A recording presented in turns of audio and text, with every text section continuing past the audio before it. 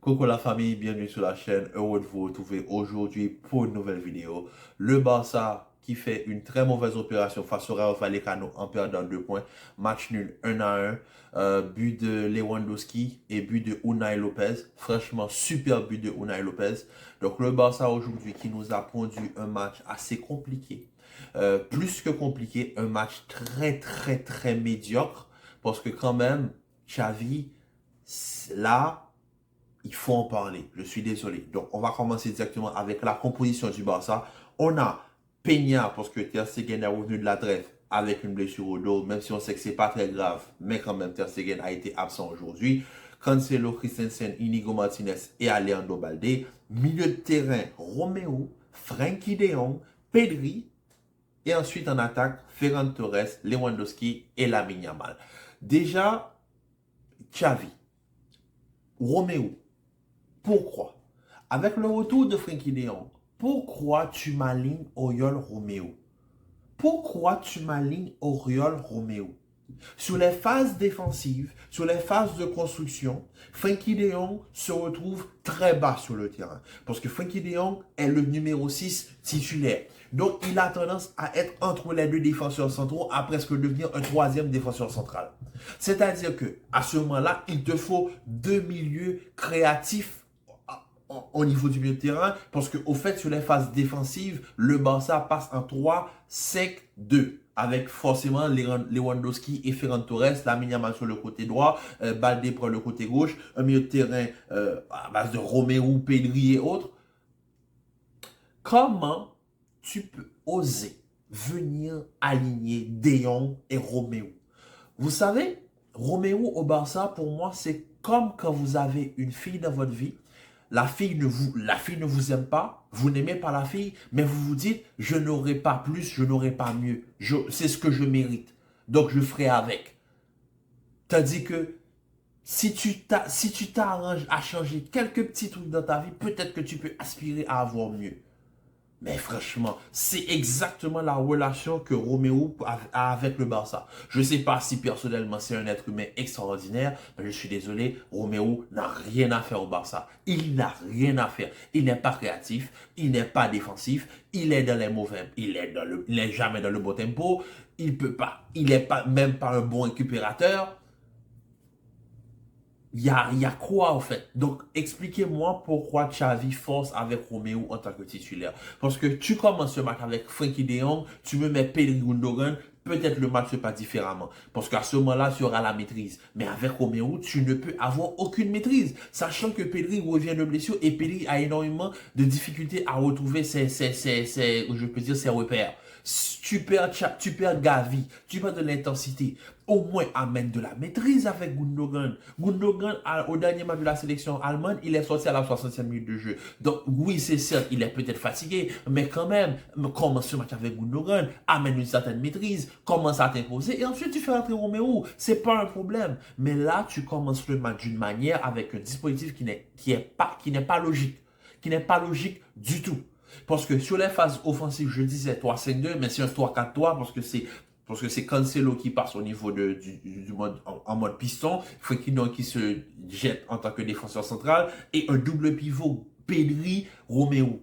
Explique-moi dans ces deux-là, à part Pedri, lequel peut vraiment, on va dire, gérer la balle au niveau du milieu de terrain. Et la première mi-temps, elle a été plus que démonstrative de l'impuissance du Barça. On a quand même eu un Barça avec 63% de possession de balle, 4 tirs, 2 cadrés. Tandis que le Vallecano a 37%, 8 tirs et 4 cadrés. Donc c'est juste pour vous dire l'incapacité que le Barça a eu à se créer des occasions. Comment se fait-il que la seule occasion franche que le Barça a pu avoir en première période, c'est une action de Lamine Yamal? Ça n'a aucun sens. Ça n'a aucun sens. Tout ça parce que ton milieu de terrain n'arrive pas à complaire à ton système.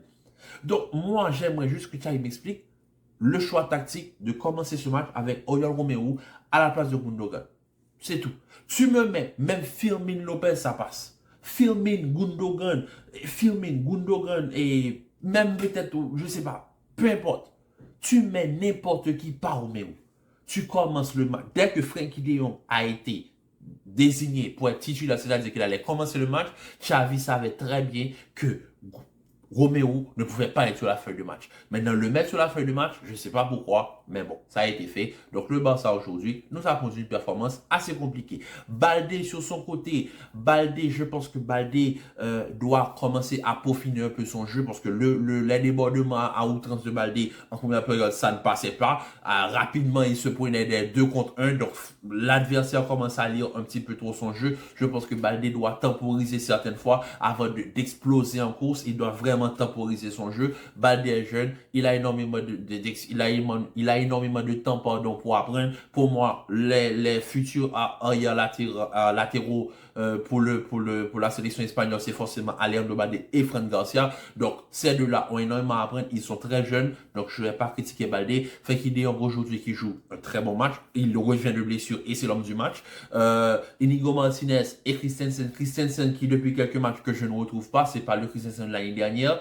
Cancelo, il est trop fort sur son côté droit. Pedri, bon, on voit tous que Pedri, il essaie, mais c'est pas le Pedri qu'on connaît. Mais aussi, on sait que Pedri et Gavi sont complémentaires. Donc, si Pedri sans Gavi, c'est plus le même Pedri. Donc, quand même, il faut espérer que Pedri se retrouve ses repères assez vite.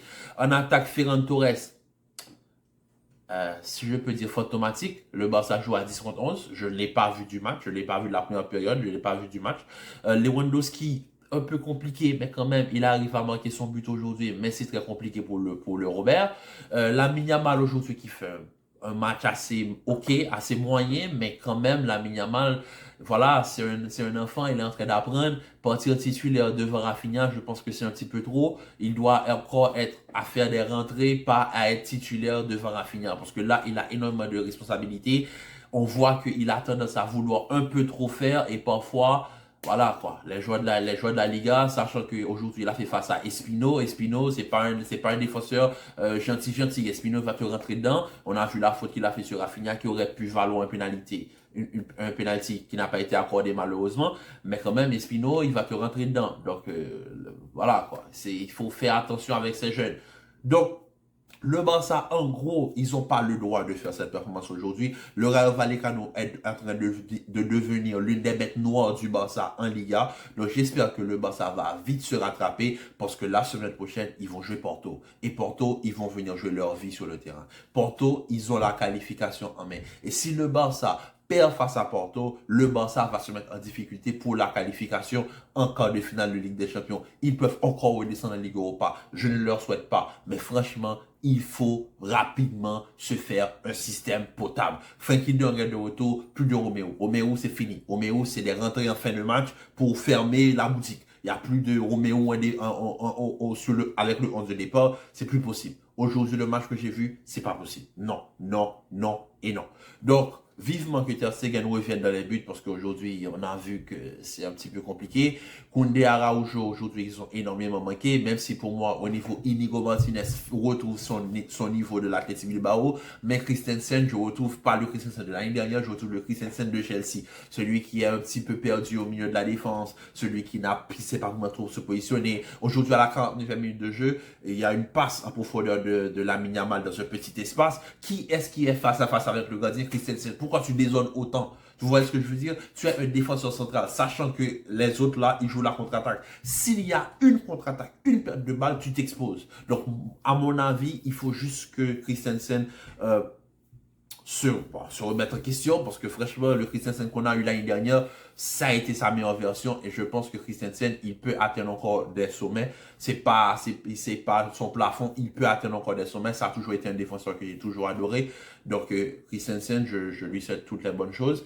Mais quand même, le Barça, il laisse échapper des points, et si le Real s'impose demain, ça peut, face à Cadiz, ça peut faire très mal au Barça. Mais bon, en tout cas, sur ce, la famille, je vous dis à très bientôt pour une nouvelle vidéo.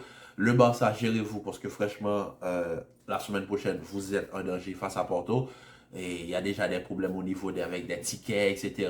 Peur de faire une Francfort 2.0, ce qui est arrivé en Ligue Europa, pardon. Donc, faites attention. Donc, sur ce, la famille, je vous dis à très vite pour une nouvelle vidéo. Commentez, likez, partagez. Restez en paix et en santé. Je vous dis à très vite pour une nouvelle vidéo. Peace.